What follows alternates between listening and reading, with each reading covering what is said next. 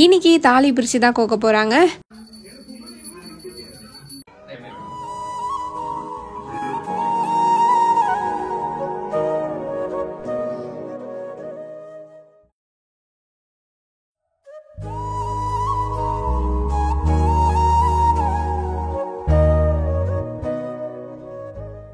இப்போ எங்களோட தாலியை ரிவீல் பண்ணிடலாமா?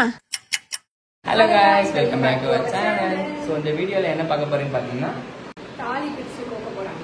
சோ அந்த வீடியோல பார்க்க போறோம். சோ இன்னைக்கு வந்து தாலி பிரிச்சு கோக்க போறாங்க. சோ அதுக்கு தான் நாங்க ரெடி ஆயிட்டோம். அது மட்டும் இல்லாம என்னன்னா தாலியும் ரிவீல் பண்றோம்ல. ஆமா, தாலியும் இந்த வீடியோல வந்து நாங்க ரிவீல் பண்ண போறோம். என்ன கஸ்டமைஸ் தாலி வந்து போனாடி போடுறோம். நிறைய பேர் கேட்டிருந்தீங்க. சோ அதையும் வந்து நீங்க ரிவீல் பண்ணலாம் அப்படின்னு சொல்லிட்டு என்னன்னு சொல்லிட்டு மறக்காம கமெண்ட் பண்ணுங்க.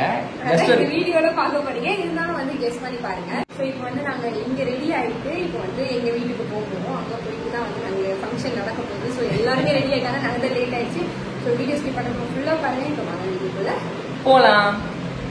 நாங்கள் அங்கேருந்து கிளம்பி இங்கே வந்து பார்த்தா இங்கே எல்லாமே வந்து ரெடி பண்ணிகிட்டு இருக்காங்க.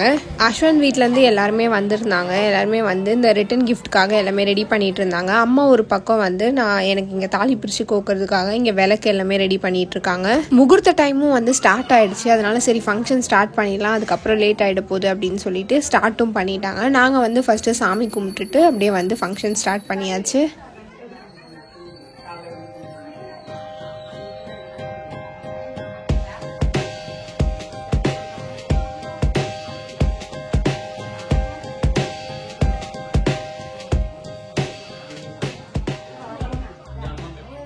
சாமி கும்பிடும்போதே நமக்கு வந்து மாற்ற போகிற செயினையும் வச்சு அப்படியே பூஜை போட்டுட்டாங்க.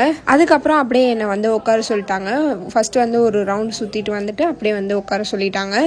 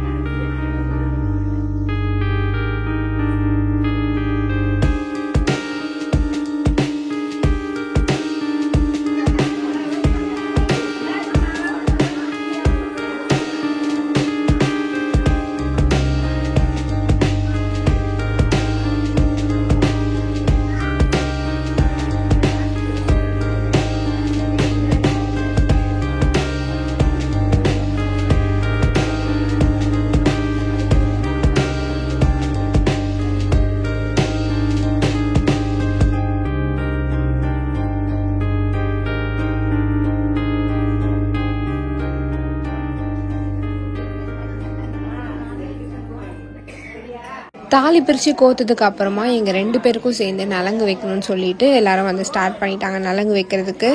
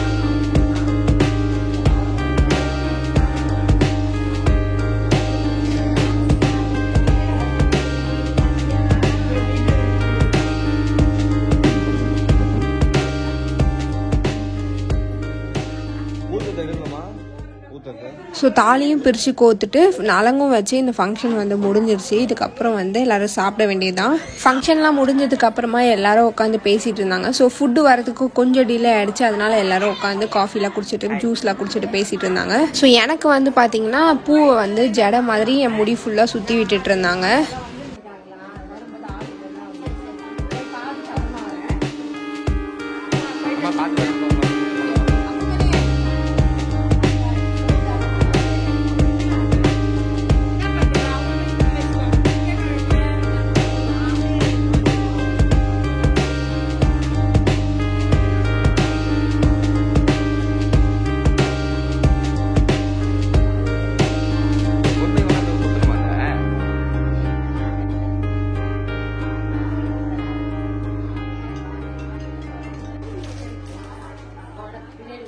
வெளியே வந்து பார்த்தோம்னா எல்லாரும் சாப்பிட்டுட்டு இருந்தாங்க. இங்கே தான் ஹாலில் உட்காந்து எல்லாரும் சாப்பிட்டுட்டு இருந்தாங்க. அஸ்வந்த் வந்து காலைல சாப்பிடாதனால அவன் வந்து ஃபஸ்ட்டே உட்காந்து சாப்பிட்டாங்க. நான் வந்துட்டு இங்கே வீட்டுக்கு வந்ததுமே வந்து அம்மா எனக்கு டிஃபன் வந்து ஊட்டி விட்டுட்டாங்க. அதனால எனக்கு வந்து அவ்வளோ பசிக்கல. அஸ்வந்த் வந்து காலையிலேயே சாப்பிடாதனால அவங்க வந்து ஃபஸ்ட்டே உட்காந்து சாப்பிட சொல்லிட்டாங்க.